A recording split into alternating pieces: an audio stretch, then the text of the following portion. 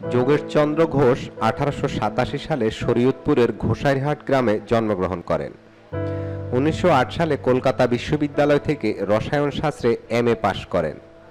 1908 থেকে 1912 সাল পর্যন্ত ভাগলপুর কলেজে ও 1912 থেকে 1948 সাল পর্যন্ত জগন্নাথ কলেজে রসায়ন শাস্ত্র বিষয়ে অধ্যাপনা করেন।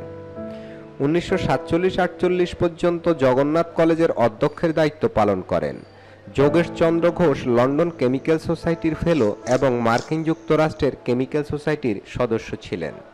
যোগেশচন্দ্র ঘোষ দুস্থ অসহায় মানুষের কল্যাণে নিবেদিত একটি প্রাণ।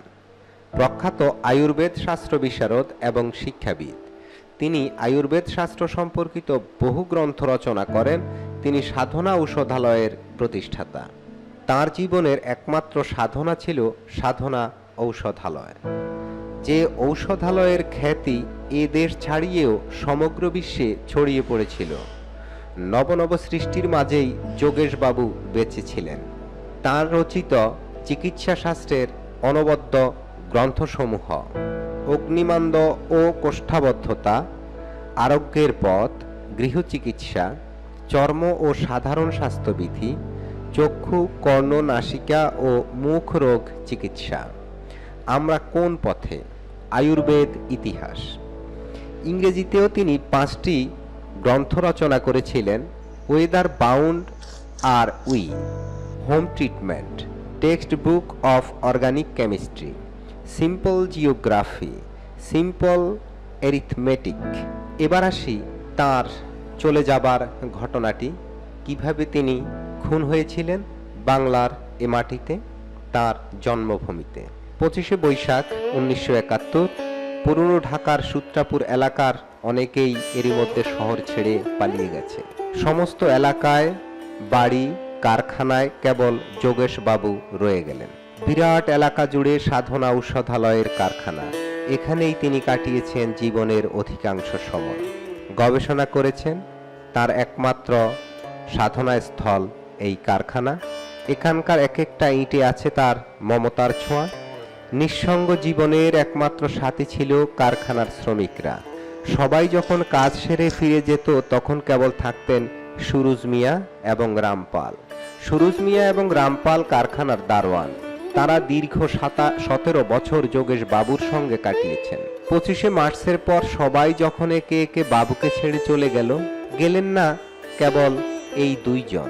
25শে মার্চের পরের ঘটনা, 3 এপ্রিল দিবাগত রাত একটি মিলিটারি জিপ এসে থামল। 5-6 জন সশস্ত্র সৈনিক জিপ থেকে নামলো। তাদের সবার হাতে ভারী অস্ত্র। একে একে গেটের তালা ভেঙে ফেললো তারা। কয়েক রাউন্ড ফাঁকা গুলি ছুড়ল। পাহারাদার সুরুজ মিয়ার হাতের বন্দুকও গর্জে উঠল। সেনাদের দিকে তাক করে তিনিও গুলি ছোড়া শুরু করলেন। শুরু হলো অসম যুদ্ধ। সামান্য অস্ত্র, সামান্যতম অস্ত্র চালনায় পারদর্শিতা। একজন সাধারণ বাঙালি সুরুজ মিয়া পাহারাদারের কাছে হার মানল পাক সৈন্যরা। রাতের আধারে পাক সেনারা পালিয়ে গেল। সুরুজ মিয়া যোগেশ বাবুকে বললেন পালিয়ে যেতে। যোগেশ বাবুর এক কথা, মরতে হয় দেশের মাটিতে মরব। আমার সন্তান সম এই সব ছেড়ে আমি কোথায় যাব। 4 এপ্রিল সকাল পাকিস্তানি আর্মিরা আবার ফিরে এলো বিপুল পরিমাণ অস্ত্রশস্ত্র এবং লোকবল নিয়ে। পাক সেনারা নিচে সবাইকে লাইনে দাঁড় করালো। এরা যোগেশ বাবুকে উপরে নিয়ে গেল। রাইফেলের মুখে ওই বয়স্ক মানুষটা কি বলেছিলেন তা কোনোদিন আর জানা হবে না। পাক সেনারা তাকে বেয়নেট দিয়ে খুঁচিয়ে খুঁচিয়ে মেরেছে। তাদের উল্লাস ধ্বনি নিচে ভেসে আসছিল। নিচের লোকজনরা সুযোগ বুঝে পালিয়ে প্রাণ বাঁচালেন। যোগেশচন্দ্র ঘোষ নামের বয়স্ক এই মানুষটা শুধু পড়েছিলেন এলোমেলো ভঙ্গিতে, শরীরে অজস্র বেয়নেটের দাগ নিয়ে।